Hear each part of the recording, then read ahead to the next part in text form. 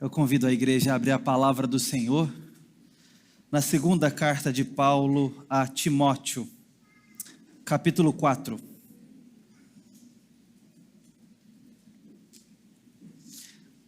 Nós vamos ler dos versos 6 a 8.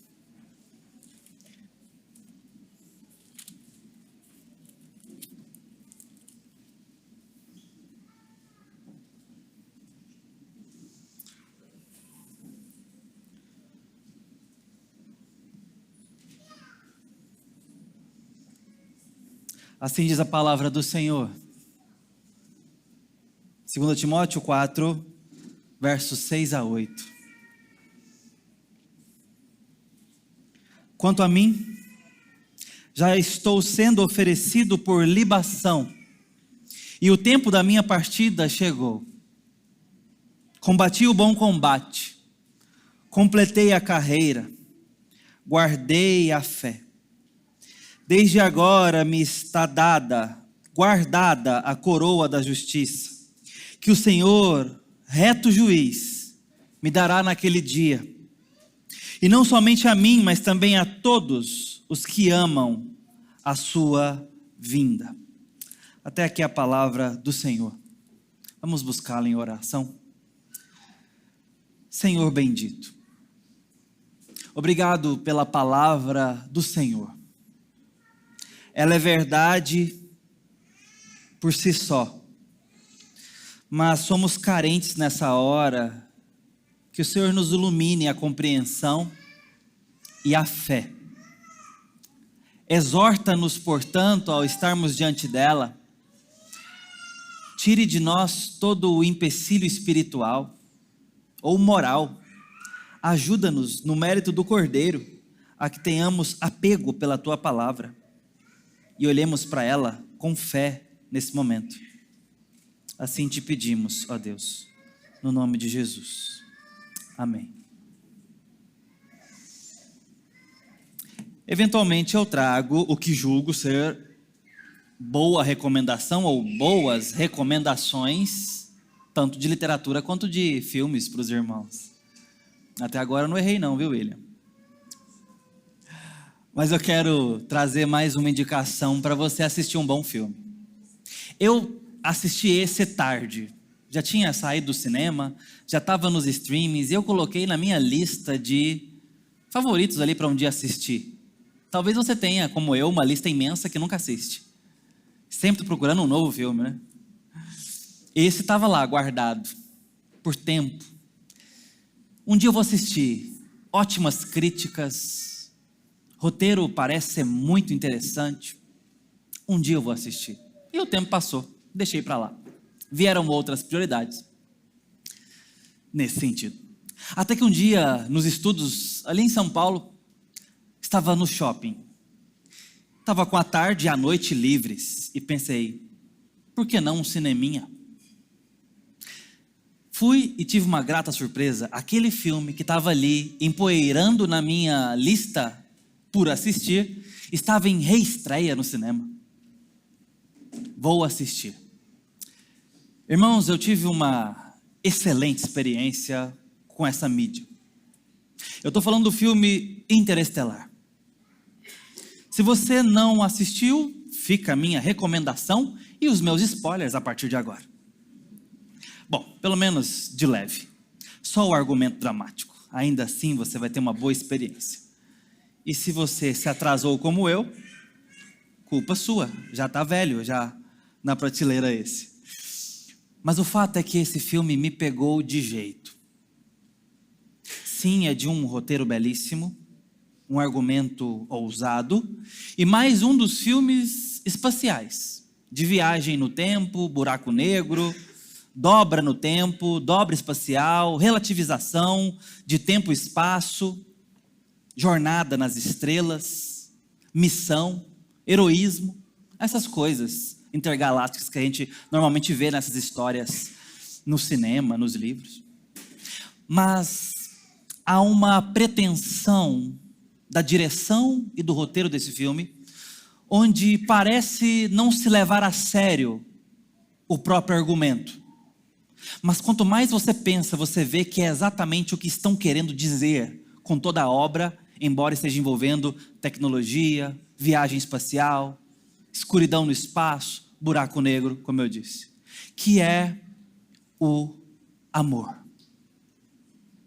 Em toda uma jornada de tentar salvar a Terra, ou melhor, tentar salvar os habitantes da Terra, procurando um novo local possível para estabelecer colônia, já que a Terra está morrendo, uma missão quase que sacrificial, não vem argumentar amor pela missão, nem necessariamente pelos habitantes do planeta, mas vem argumentar amor como a força que atravessa o tempo e faz com que decisões numa missão espacial sejam tomadas, de tal forma que não se guia apenas por matemática, cálculo, engenharia ou mesmo por navegação espacial.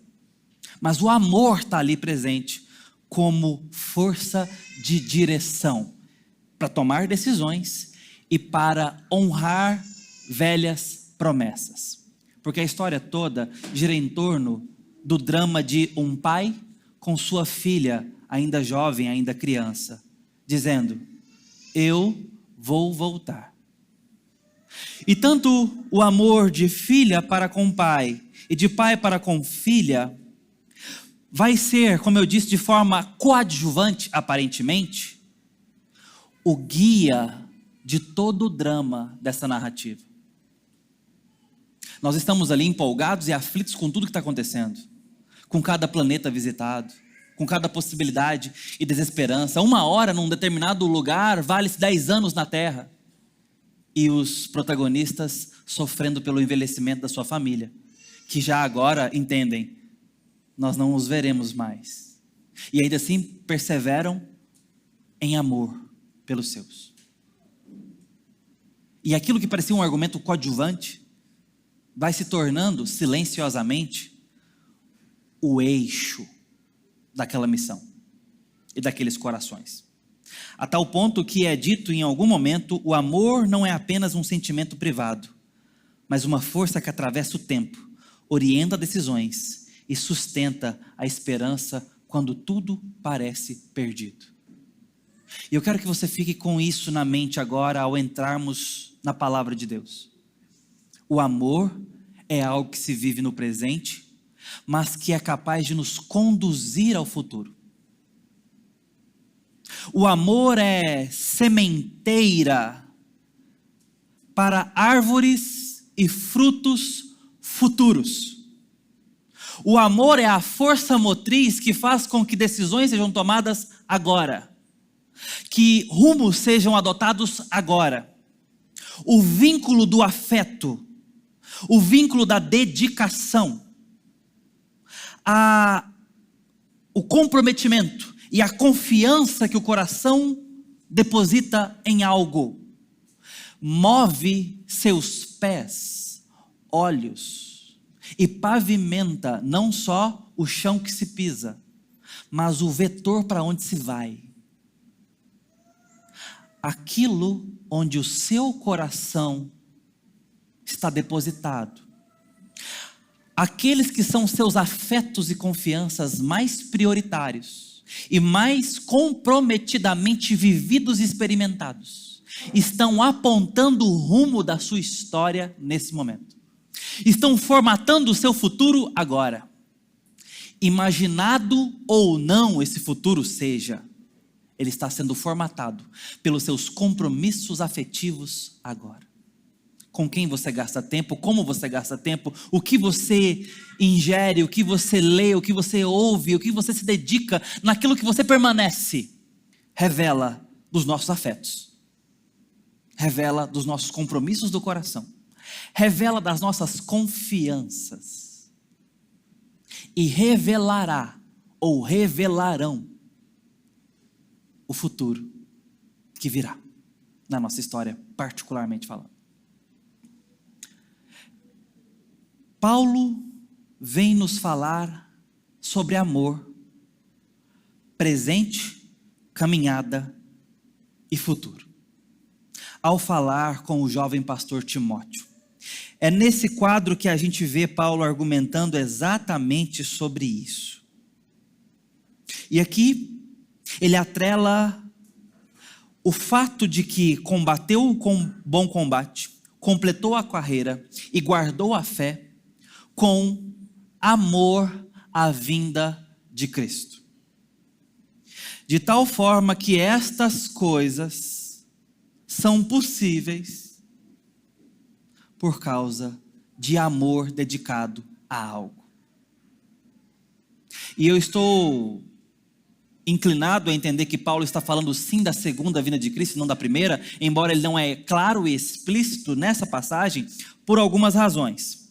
Uma delas é o fato de que apenas 7 versículos antes, ele menciona a segunda vinda. Veja, 4, 1 e 2. Conjuro-te perante Deus e Cristo Jesus, que há de julgar vivos e mortos, pela sua manifestação e pelo seu reino, prega a palavra. Ele está falando da vinda de Cristo, que se manifestará julgando. Ou seja, o julgamento virá no futuro, quando Cristo voltar. Nesse caso, contextualmente, ele está nos dando uma pista de que ele vai manter esse assunto, se revisitá-lo.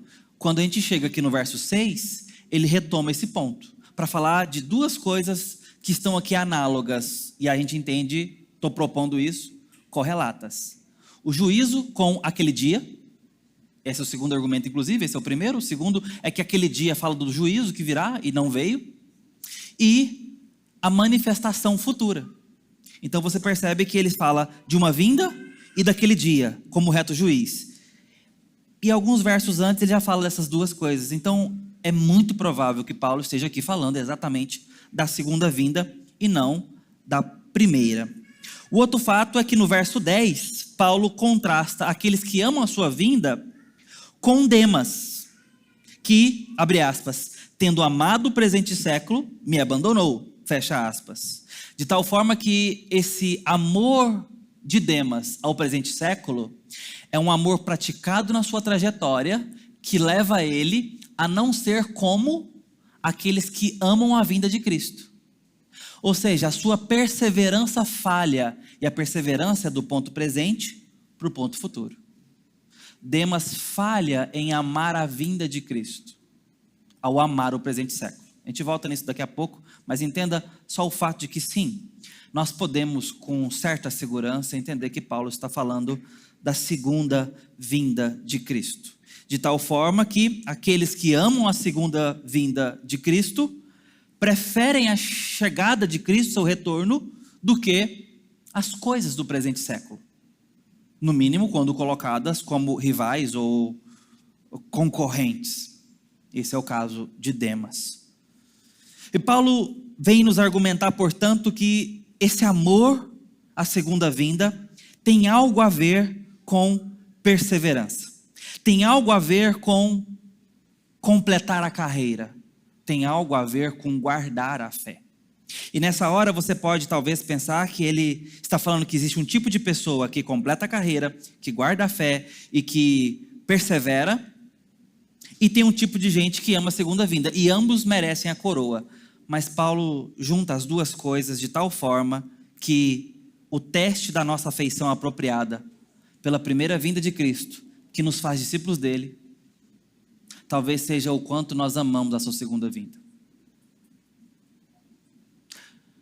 Se nós dizemos que amamos Cristo e a sua encarnação, a sua crucificação e a sua ressurreição, isto é, a primeira vinda, de forma proporcional nós devemos estar empenhados, enamorados, ancorados com a sua segunda vinda. Esse é um bom termômetro de comparação, para saber se temos nos dedicado a Cristo de forma contundente, de tal forma que o teste do nosso amor pelo Cristo que veio é o quão vivo é o nosso amor pelo Cristo que virá. E eu sei que pouco falamos sobre isso, talvez pouco pensamos sobre isso, e os motivos para isso podem nos assustar, pelo menos deveria. Porque talvez a semelhança de Demas, nós não estamos pensando numa perspectiva futura da volta de Cristo, porque estamos já com o coração comprometido com outros amores, com outras vindas, com outras colheitas, que não a do Cristo que volta. Inclusive, essa volta encerrará o presente século. Este presente século, que é análogo aos espinhos da parábola do semeador, que sufoca a palavra e o evangelho. E quando Jesus explica essa parábola, ele diz que os espinhos que sufocam são cuidados do mundo e fascinação das riquezas.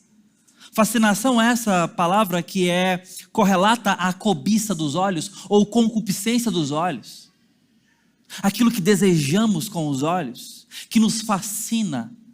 E são coisas boas, coisas atraentes, coisas que foram feitas para o nosso conforto, cuidado e deleite.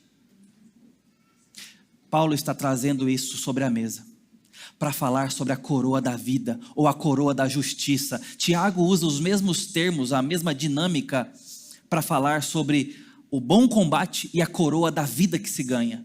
E Paulo usa agora o bom combate e a coroa da justiça que se ganha. São textos, de fato, paralelos na argumentação, como que falando da mesma coisa. Mas por que você e eu deveríamos amar a vinda de Cristo?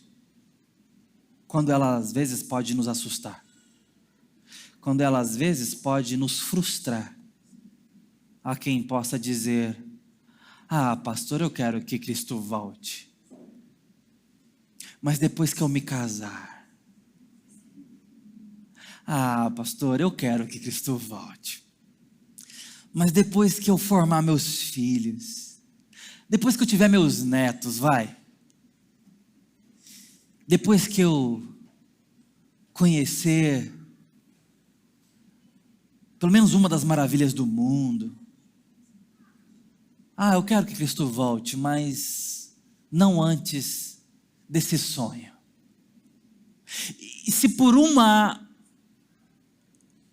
pequena ainda que seja razão, a volta de Cristo te constrange, frustra ou ameaça, talvez o seu céu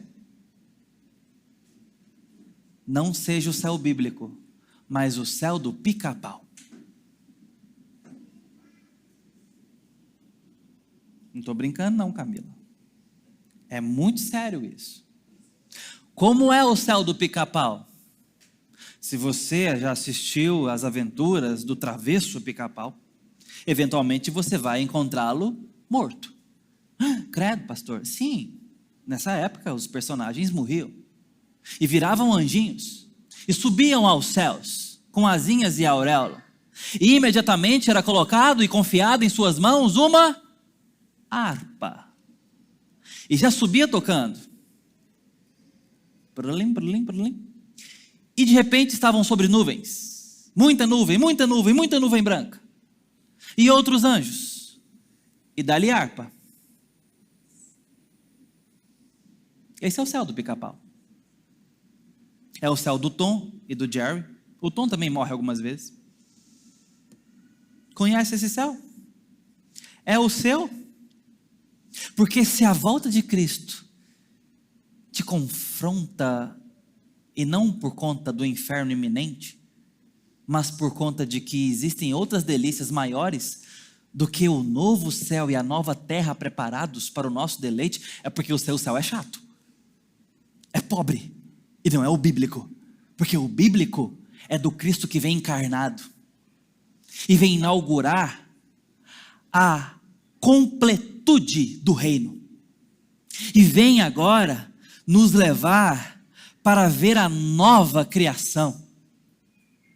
Esse Cristo que vem com dentes, cílios, pele, como o corpo glorificado que decidiu se humanizar, ainda que Deus completo, para nunca mais se desencarnar, para ser a nossa semelhança e a nossa companhia para sempre. Não só aquele que prepara a morada, mas é por nós.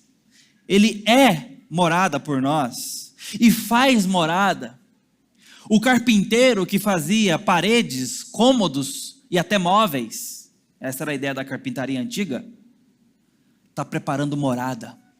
E essa morada não é um nirvana, não é um estado de paz e plenitude, nem mesmo de harpas nas mãos. É a nova criação, robusta, completa, expandida, cósmica e ouso dizer, muito mais terráquea do que nós estamos acostumados a pensar. Não tem como comparar as delícias presentes com a glória que há de vir. Mas mesmo assim, somos tímidos, covardes e apáticos em pensar a volta de Cristo. E eu quero te encorajar hoje um pouco, não eu, mas Paulo, a pensar na segunda vinda com amor. Por que Paulo conecta a coroa da justiça, esse prêmio, com o amor pela vinda de Cristo? Ele diz, verso 8, o reto juiz dará a coroa da justiça naquele dia, mas no final, a todos quantos amam a sua vinda. Ele disse no verso 7, não foi? Combati o bom combate, completei a carreira, guardei a fé. Já agora a coroa da justiça está me guardada, a qual o Senhor, o reto juiz, me dará naquele dia. E não somente a mim, mas também a todos quantos. Seria de se esperar que ele dissesse, também guardaram a fé, também completaram a carreira, a todos quantos também combateram o bom combate. Semelhantemente a mim, estes também receberão a coroa da justiça, do justo juiz, naquele dia. Mas não é isso que Paulo diz.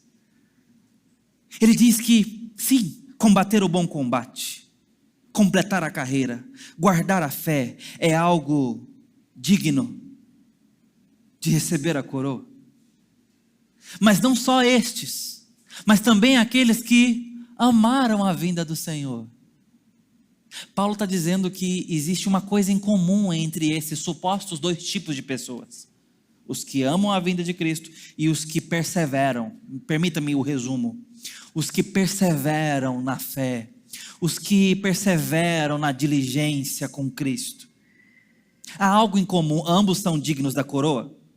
E não entre numa via de meritocracia aqui, não é esse o ponto de Paulo. Ainda é o apóstolo da graça, que nos mostra que a salvação vem pela graça, não é esse o ponto. O ponto é do testemunho dado. O ponto é da coroa da vitória em Cristo. Esse é o ponto dele aqui. Até por isso esses termos de combate, de completar a carreira e de guarda da fé, são termos meio que militares para falar sobre perseverança e não sobre conquista na força do mérito, mas pela perseverança recompensada, pela perseverança que se manteve. Tanto esses como aqueles que amam a segunda vinda recebem a coroa da justiça. Paulo substitui combater o combate, completar a carreira e guardar a fé com aqueles que também amam a vinda do Senhor. Por que ele faz isso? Porque ele está dizendo, muito provavelmente, que olhando para a sua própria história, ele só foi capaz de combater o bom combate, ter adversários, ser espancado por pelo menos 2 vezes, ser transformado em inimigo público, em persona não grata, ser diligentemente esforçado, colocar a cruz de Cristo em primeiro lugar, o evangelho em primazia, o amor às almas perdidas na sua agenda de prioridade, em completar essa carreira fielmente, ainda que com lutas, e guardar a fé, ainda que em tempos adversos. Porque ele amou o Senhor e a sua vinda estava em perspectiva. A força motriz da perseverança que nos leva do presente para o futuro coeso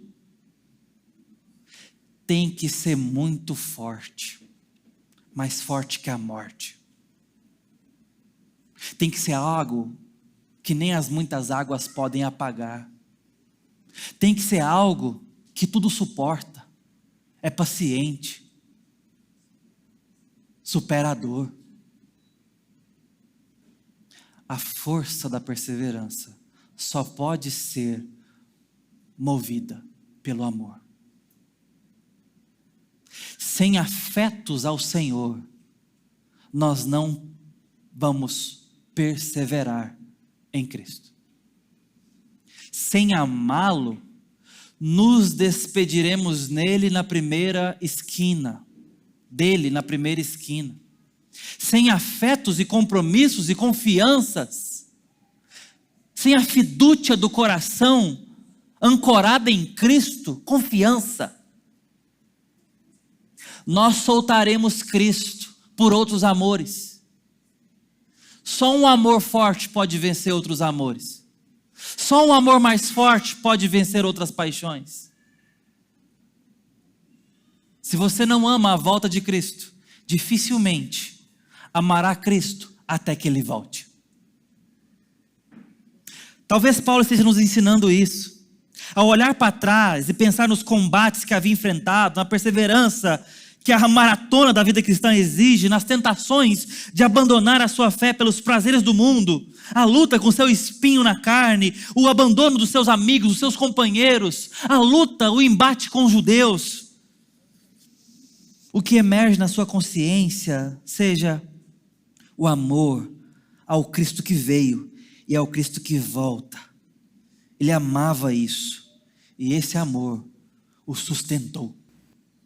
Sustentou suas decisões diárias, suas escolhas. É o amor que é forte o suficiente para nos fazer tomar decisões. É por isso que Cristo vai usar essa terminologia ao falar de outras forças tão fortes no mundo, que são capazes de concorrer com Ele em nosso coração. É assim que Ele diz: ninguém pode servir a dois senhores. Ou você ama a Deus, ou ama o dinheiro. É o próprio Cristo que vai dizer, através de João, na sua primeira carta, quando diz: quem ama o mundo, não ama o Pai.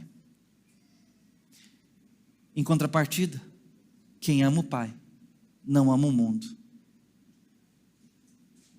Porque é como se o amor ao mundo expulsasse o amor ao Pai. Ora, você não pode amar a duas mulheres de igual forma. Ou você ama uma e acha que ama a outra, mas você não pode dedicar o mesmo amor sagrado a duas pessoas ao mesmo tempo. Porque é o amor de aliança que não aceita concorrência. Me entenda, é o amor do zelo, do ciúme, da guarda exclusiva. É o amor do casamento. É esse tipo de amor que Cristo merece e demanda. Por isso que é importante nesse ponto que você e eu examinemos o coração e a consciência. Nós temos amado a volta de Cristo. Nós temos amado e nos apaixonado pela perspectiva de vê-lo voltando. Eu confesso que eu gostaria de ter a perspectiva do meu filho, que há alguns tempos atrás, alguns meses atrás, ele me perguntou assim, conversando sobre isso: pai, Jesus vai voltar? Vai, filho. Em qual mês do ano? Como se fosse naquele ano. E eu respondi a ele, eu não sei, filho, eu não sei quando ele vem, pode ser a qualquer momento. Mas eu percebi naquela hora que eu queria ter o coração dele, que está ali. Se ele volta, tudo bem, quando?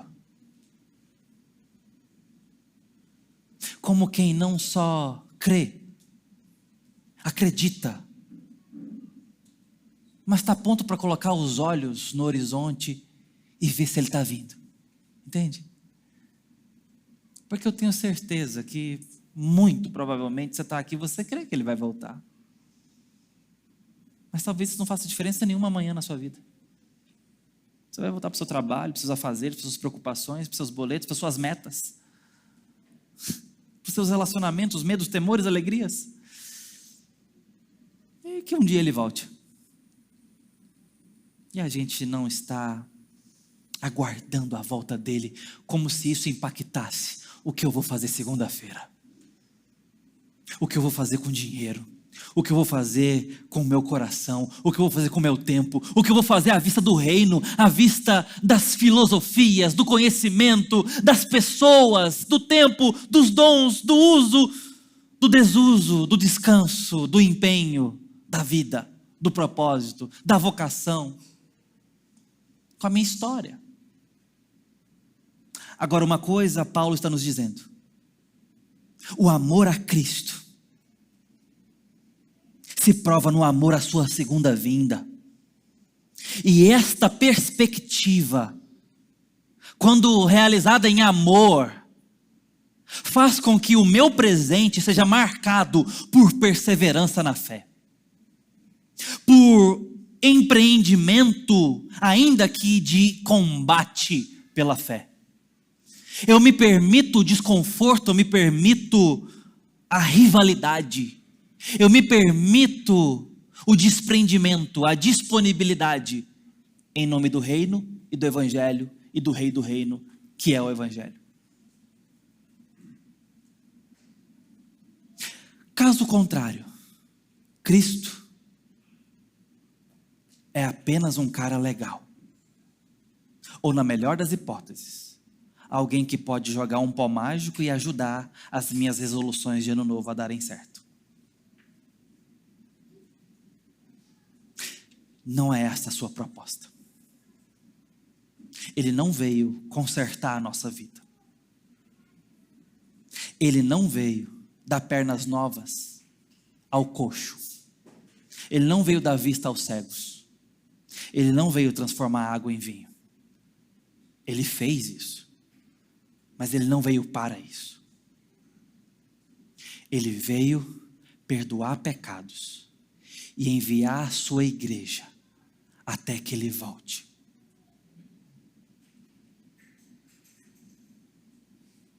E um dia, quando ele voltar, aí sim, ele vai enxugar de todos os olhos daqueles que perseveraram nele qualquer lágrima. Curará todas as nossas feridas e a dor já não existirá mais. Isto é para aqueles que estão nele. Isto é para aqueles que são guardados na fé. Mas a prova de que Paulo pensava dessa forma vem do contexto. Em pelo menos duas instâncias você percebe que há maus exemplos que mostram que, por outro lado, perseverança e o amor da segunda vinda se mesclam. Veja, a gente já leu no verso 8 que Paulo diz sobre Demas. E no verso 10, a gente viu o que ele disse no verso 8, e no verso 10 ele fala abertamente sobre Demas o seguinte: já agora a coroa da justiça me está guardada, a qual o Senhor reto juiz me dará naquele dia, e não somente a mim, mas também a todos que amam a sua segunda vinda, e procura vir ter comigo depressa, porque Demas, tendo amado o presente século, me abandonou e se foi para Tessalônica. Paulo agora vai usar nesse contexto imediato o mau exemplo de Demas para falar contra aqueles que não amam a segunda vinda e não perseveraram, não guardaram a fé, não combateram o bom combate. Demas não é um exemplo de perseverança ou de dignidade para a coroa, por quê?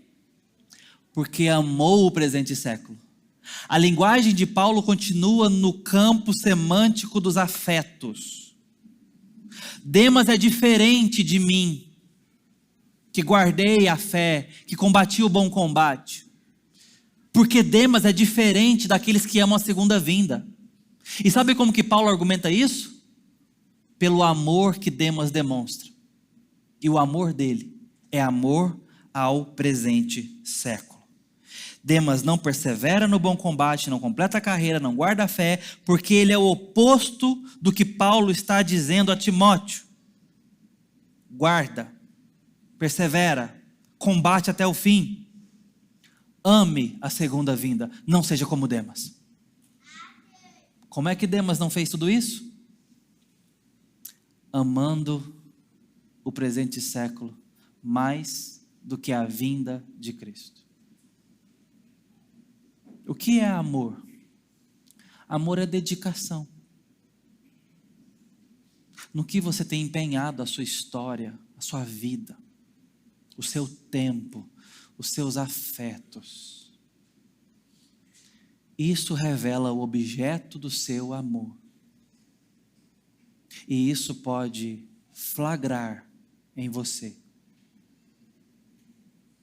que Cristo ocupe lugares preteridos, que não o primeiro.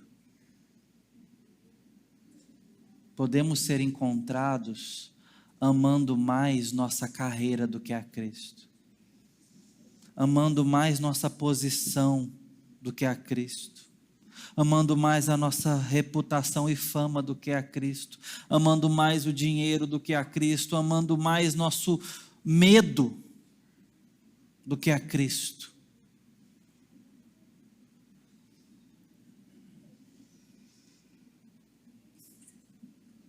Foi assim que ele disse: não amem o mundo nem as coisas que há no mundo.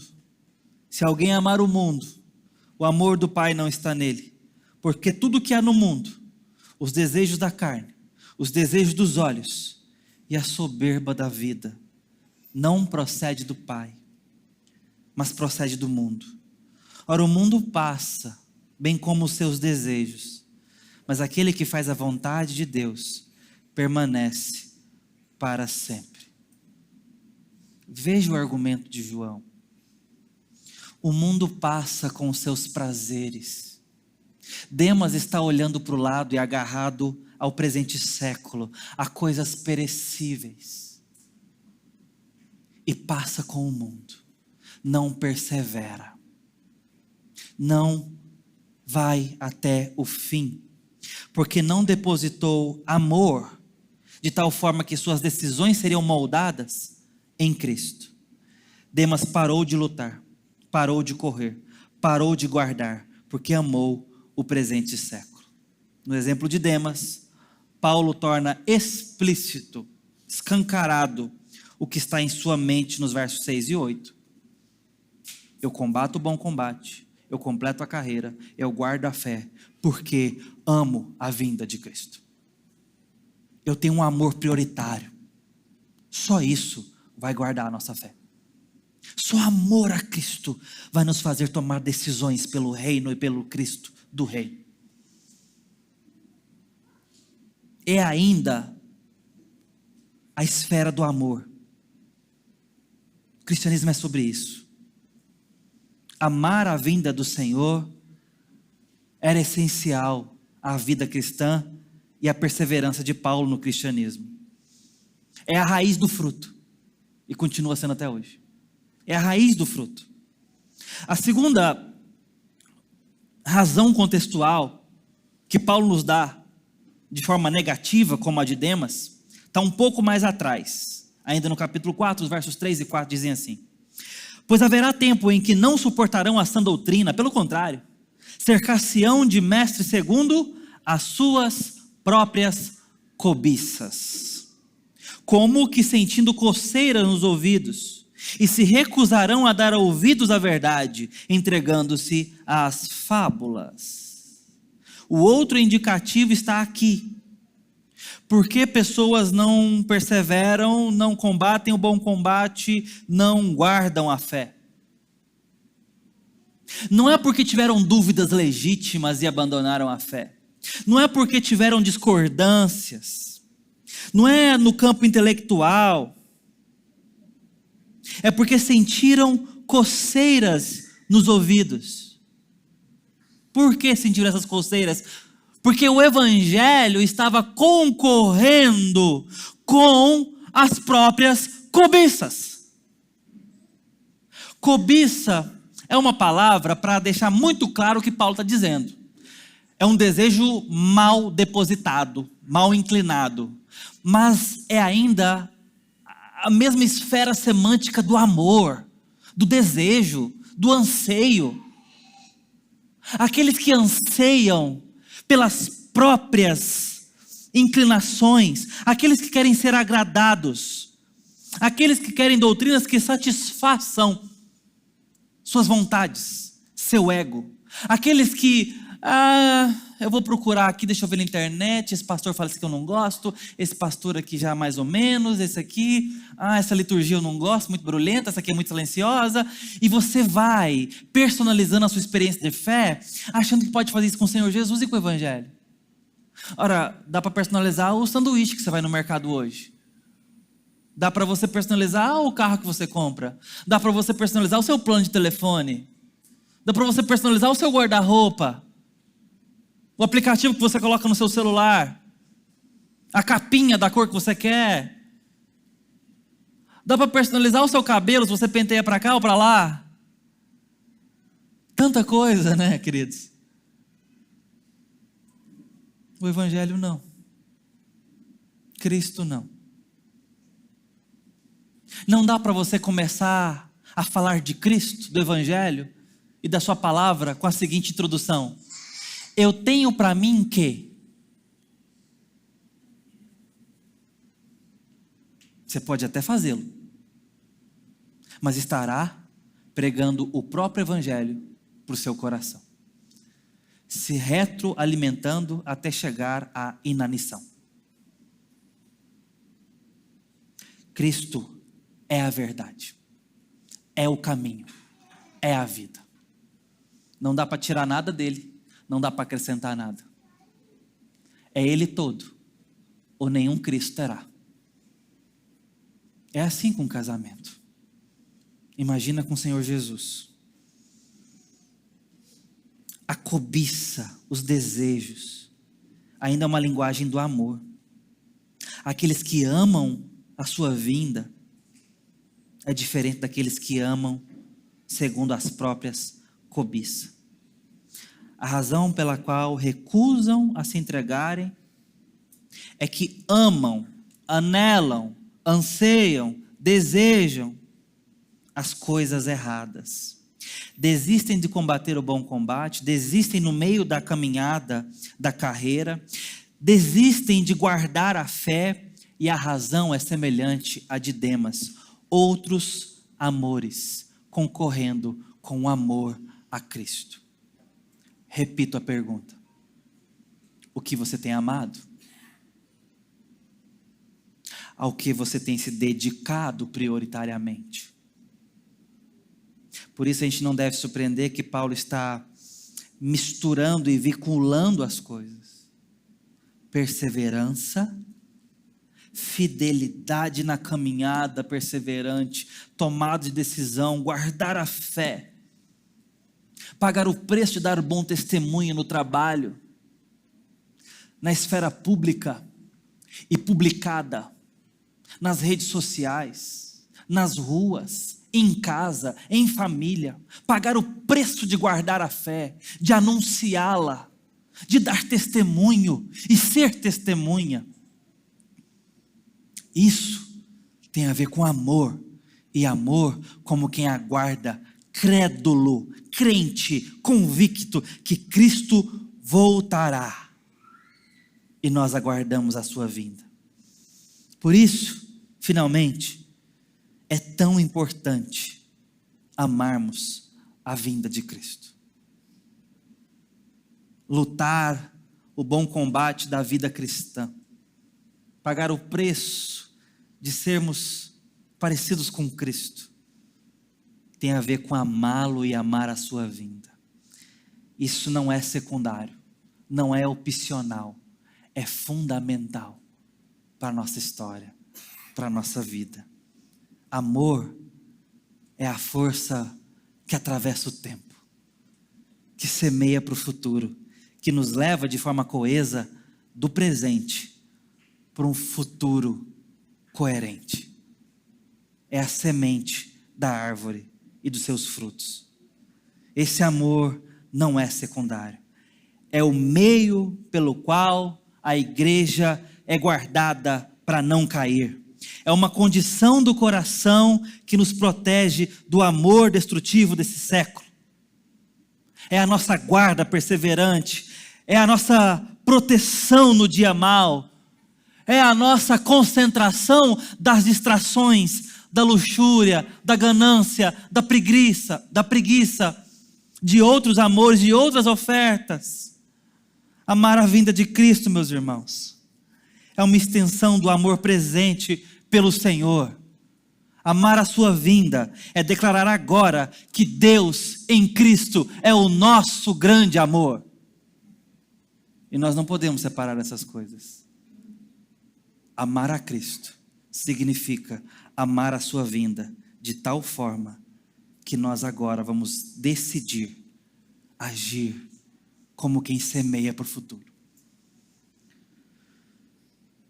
E se Deus tiver graça de nós vamos poder falar um dia como Paulo: